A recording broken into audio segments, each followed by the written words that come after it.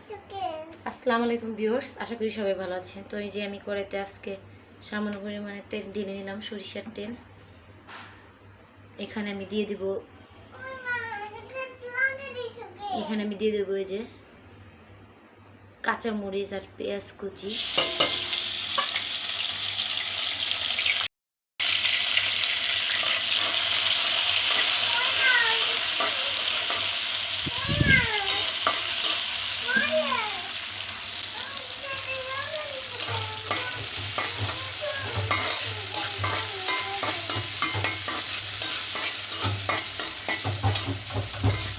তো এটা ভাজা ভাজা হয়ে আসলে আমি চিংড়ি মাছ বাটাটা দিয়ে দেবো।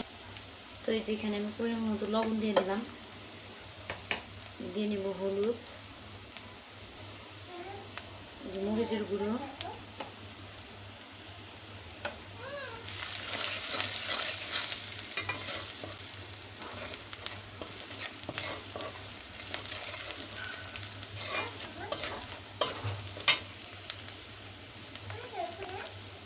নিজের বানানো হাতের মশলা। এই মশলাটা দিলে মানে তরকারিতে এমন একটা সুস্বাদু ঘ্রাণ আসে, আর অনেক তরকারিটা অনেক লোভনীয় হয়। তো আমি সব মশলা ভাজির ভিতরে দিই না অবশ্যই, কিন্তু কিছু কিছু তরকারির ভিতরে এটা খাটে। তো এখন আমি এই যে চিংড়ি মাছের মাথা বেটে নিয়েছি, এটা আমি ঢেলে দেব।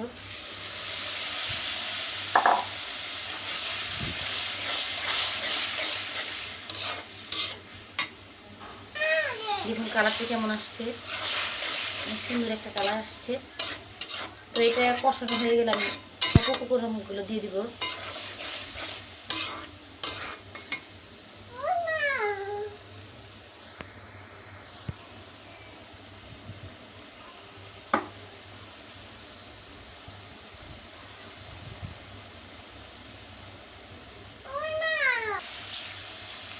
তো এটা কষানো হয়ে গেছে, এই দেখুন।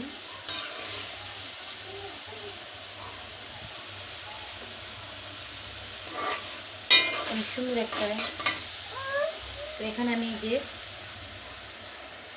টমেটোগুলো দিয়ে দিব আগে।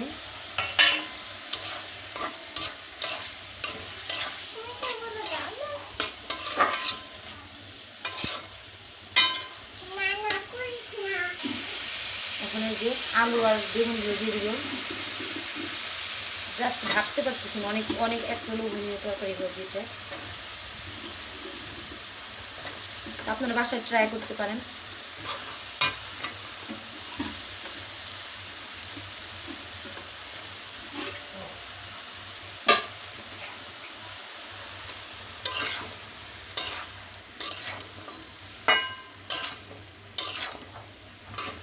দেখুন কালার কম্বিনেশনটা একটা জাস্ট ওয়াও এক কথায়।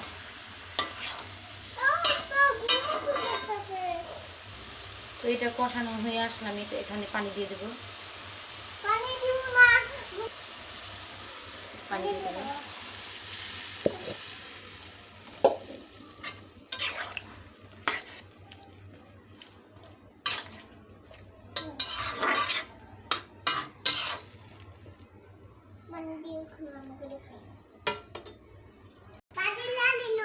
তো এই যে আমার আর্টিফিশিয়াল গাছগুলো, ফুল গাছ, এটা 3 রকমের গোলাপ ফুল গাছ আছে। সেটা হলো একটা হলো গোলাপি, একটা হলুদ, আর একটা হলো এই যে ম্যাজেন্টা কালার, আর এগুলো এটা অফ হোয়াইট কালার। আর এটা হলো অরিজিনাল গাছ, এটা কি বলে লাকি বাম্বু গাছ। তো এটা অনেক প্রায় 4-5 বছর হয়েছে এটা আমি এখানে লাগিয়ে। 2-3টা ছিল, 2টো মারা গেছে, আর একটা লাস্ট আরেকটা আছে স্নেক্স গাছ বলে এটাকে। তো এই যে আমার রান্না অলমোস্ট ডান। দেখুন কি সুন্দর লোভনীয় হয়েছে আমার তরকারিটা।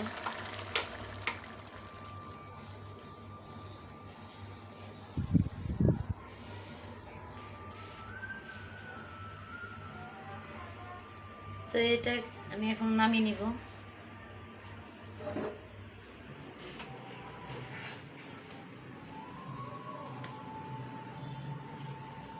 অনেক সুন্দর লোভনীয় হয়েছে।